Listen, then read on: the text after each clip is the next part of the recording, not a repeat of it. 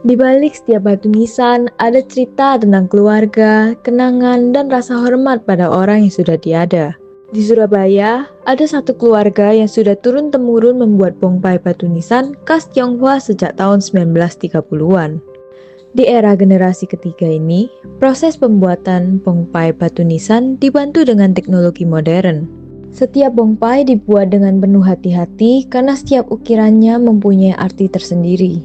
Aneka ragaman bentuk, simbol yang unik, semuanya punya makna yang sama, yaitu sebagai bentuk penghormatan kepada orang yang sudah meninggal. Dulu zamannya engkong saya datang, itu memang ada banyak yang dari desanya di sana. Itu memang desanya dia itu asli batu semua, tidak ada yang kerja ada batu.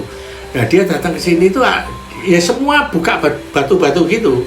Yang di Jakarta ada, Semarang ada, Makassar ada.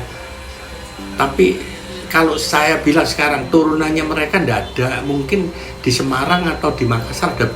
Di Makassar aja udah turunannya udah beda.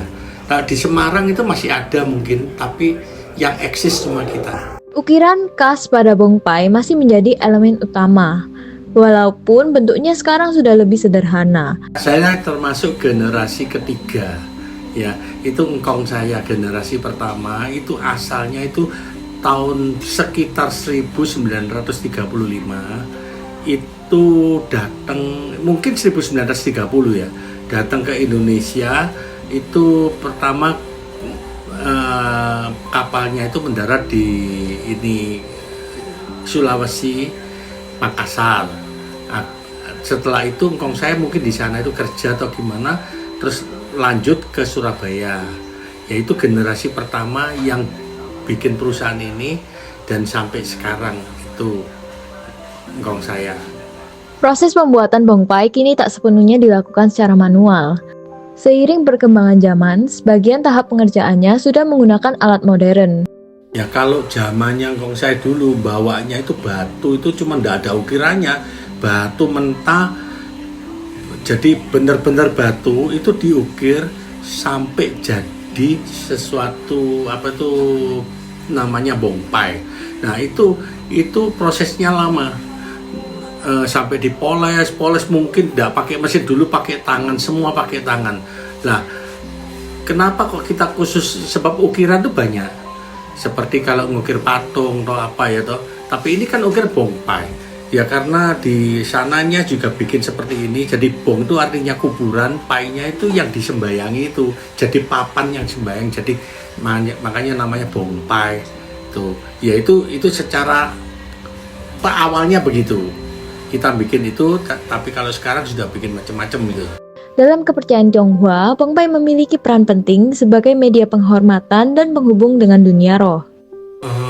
Ini semua kerjaan kita ini memang pekerjaan berhubungan dengan roh apa ya kita jadi umpamanya kita kalau cerita untuk yang huruf Indonya itu nggak ada Hong Shui-nya, cuman kita ukurannya itu ada ukuran Hong Shui.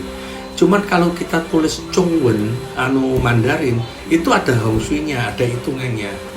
Jadi itu kan yin yang itu kan alam nyata dan alam roh gitu loh.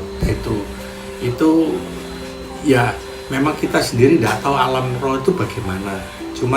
Cuman kepercayaan itu sudah dari tradisi kita dari dulu seperti itu. Jadi kita percaya ada alam roh. Apalagi kalau Buddha itu bisa reinkarnasi, tapi kalau Kristen kan enggak gitu. Menjaga keaslian tradisi adalah bentuk penghormatan, bukan hanya pada leluhur tapi juga pada nilai kehidupan itu sendiri. Menjaga keaslian tradisi adalah bentuk penghormatan, bukan hanya pada leluhur tapi juga pada nilai kehidupan. Dari batu yang keras tertanam makna yang lembut tentang cinta, doa, dan kenangan yang tak lekang oleh waktu. Bongpai atau nisan khas Tionghoa adalah bagian penting dalam tradisi penghormatan leluhur. Setiap ukiran, setiap huruf Hanzi atau aksara Tionghoa yang dipahat menyimpan makna mendalam tentang keseimbangan hidup, keberuntungan, dan penghormatan, dan kasih pada orang yang telah tiada.